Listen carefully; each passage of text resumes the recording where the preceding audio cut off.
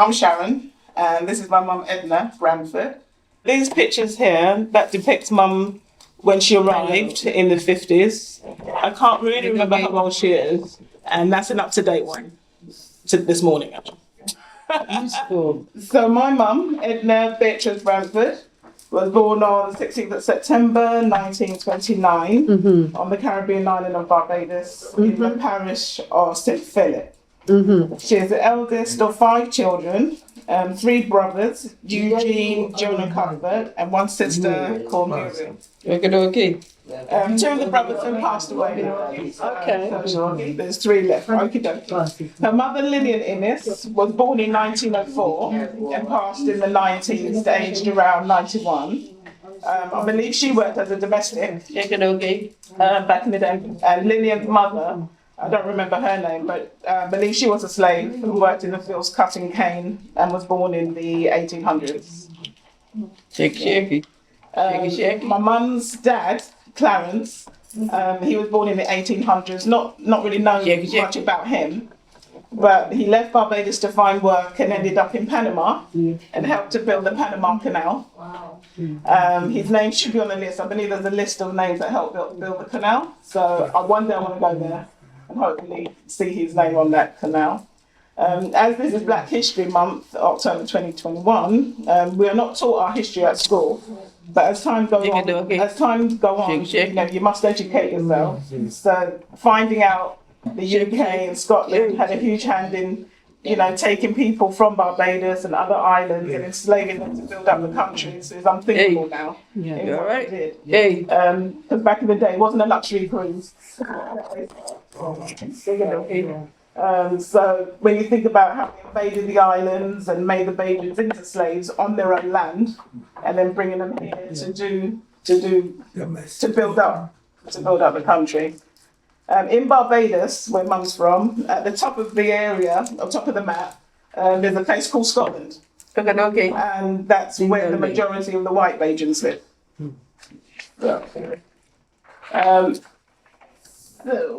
So back in the day, Mum had a little fling. She had 2 kids in Barbados, 2 boys, Elson and Henderson, and then her mother Lillian looked after the kids. However, she came to England in around 1958, married my dad, Vincent Branford, and they had 4 children, Richard, Marcia, Anthony, and myself, Sharon.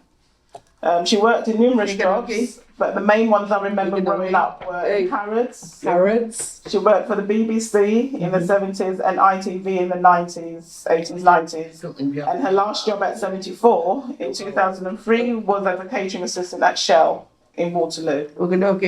We worked together actually at Shell. I was a receptionist and she worked in the staff restaurant. So we used to see each other. Amazing. What did she do in the broadcast companies? They were all in the catering. Yeah, all in the catering.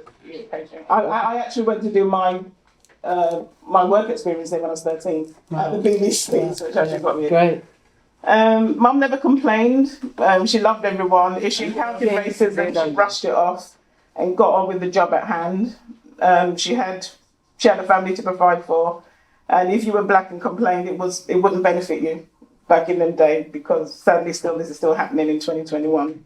But hopefully everybody lives in harmony in the future and everybody can get on.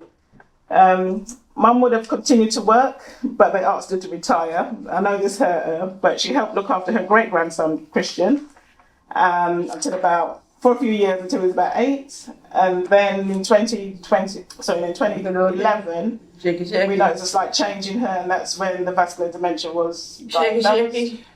Mum is still in there. She's funny, she's cheeky, she loves her music of any kind.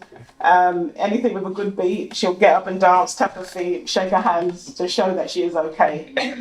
Mum will also say, "The Lord is my shepherd, may the Lord keep you safe. Okie dokie, ding dong ding, shaky shaky." And why not?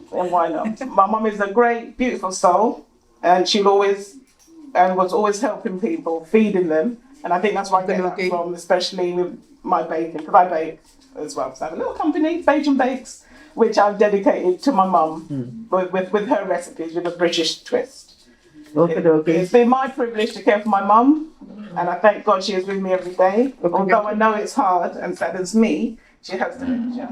But I tried to keep her safe and most of all happy.